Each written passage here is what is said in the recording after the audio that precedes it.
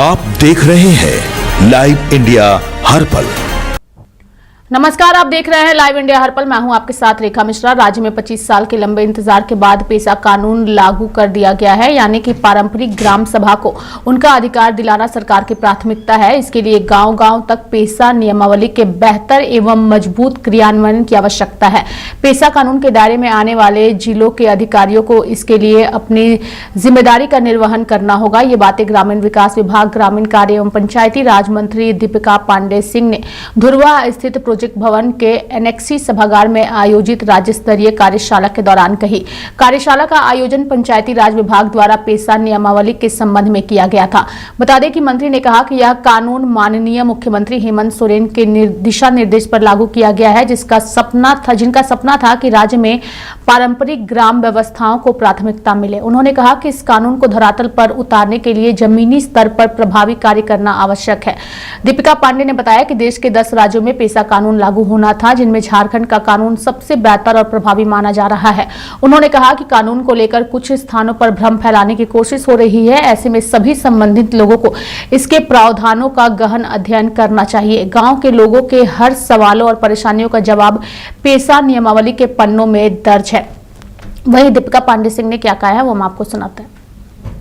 पारित किया गया जो रूल्स है नियमावली को पास किया गया और मुझे लगता है कि इस पर सरकार बहुत ही गंभीरता से आगे बढ़ रही है।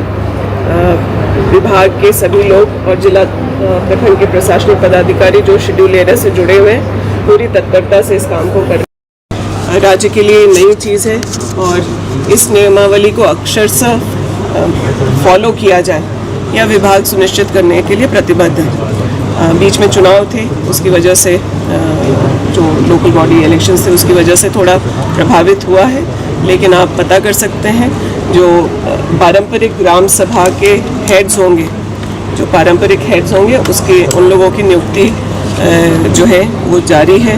उसको वेरीफाई किया जा रहा है कि जो लोग पहले से हैं वो पारंपरिक हैं कि नहीं। इन चीज़ों को सरकार देख रही है, जिला प्रशासन देख रहा है और ग्राम सभा की बाउंड्रीज डिफाइन करने की भी प्रक्रिया की शुरुआत हो गई है और कंटिन्यूस मॉनिटरिंग इस काम को लेकर के विभाग के प्रशासनिक पदाधिकारी कर रहे हैं। मैं आप लोगों के माध्यम से कह सकती हूँ कि जिस प्रकार से बेस्ट पेसा रूल्स झारखंड में बने उसी प्रकार से इसको लागू कराने के लिए सरकार प्रतिबद्ध है। माननीय मुख्यमंत्री हेमंत सोरेन जी के लिए यह बहुत संवेदनशील है और हम लोग इसको कैसे बेहतर कर सकें इसके लिए सभी लोग लगे हुए हैं। Thank you. भाषाओं को लेकर भी कहा जा रहा है कि जहाँ जिस भाषा होता है उस हिसाब से वहाँ पर नियमावली को विभाग जो है लोगों तक पहुँचा। देखिए ये इसको लेकर के माननीय मुख्यमंत्री जी ने कमेटी भी बनाई है।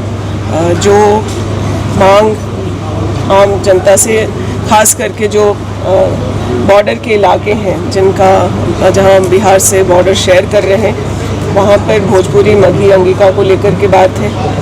कुछ जिलों में कुड़माली को ऐड करने की बात हो रही है और हम लोगों के संज्ञान में जो जनजातीय भाषा चाहे वो बिरहोर, मालतो या फिर असुर भाषा को ड्रॉप किया गया है। तो कमेटी इस पर बहुत विस्तार से चर्चा की है और फिर 22 को एक संभावित बैठक भी है।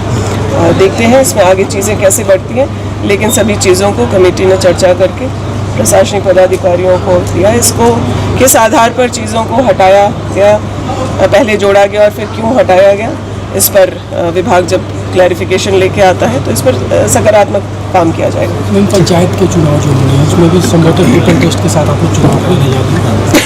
हम अन्य सभी आरक्षण के साथ कैसे ओबीसी आरक्षण सुनिश्चित करके पंचायत चुनाव किए जाए इसके लिए विभाग ने अपने काम को शुरू कर दिया है। आयोग को भी लिखा गया है ट्रिपल टेस्ट के साथ अन्य सभी आरक्षण के साथ हम लोग ओबीसी आरक्षण के सहित पंचायत चुनाव कराना चाहते हैं। चुनाव तो इलेक्शन कमीशन को कराना है, लेकिन हमारा विभाग पूरी तरह से प्रतिबद्ध है और अब समय पर हम लोग चीज़ों को कर रहे हैं ताकि समय पर पंचायत चुनाव हो और ज़रूरी आरक्षण के साथ हो। इससे अलग एक पॉलिटिकल सवाल, कल राहुल जी ने कल जिन बातों का उल्लेख किया उसके बाद बीजेपी के राष्ट्रीय से लेकर प्रदेश स्तर के नेता उस शब्द को अपशब्द बता रहे हैं। नहीं, आप अपशब्द बता रहे हैं। आप अभी कल के तस्वीरें आपके सामने आई होंगी। मैम कि भारत देश के प्रधानमंत्री जब देश की जनता को पेट्रोल डीजल बचाने, सोना न खरीदने, विदेश यात्रा न करने की बातें जब कर रहे हों, तो इस तरह की तस्वीरें आना सही में दुर्भाग्यपूर्ण। आप देश अभी एक अलग प्रकार के संकट से जूझ रही है, महंगाई कहाँ जाएगी इसका कोई अंत नहीं है। तो इन चीज़ों पर फोकस ना करके जिस तरह के नॉन सीरियसनेस देश के प्रधानमंत्री दिखा रहे हैं, तो ये तो सवाल तो होंगे। तो मेरे साथ फिलहाल अभी के लिए इस खबर में इतना ही। आप देखते रहिए लाइव इंडिया हर पल। नमस्कार।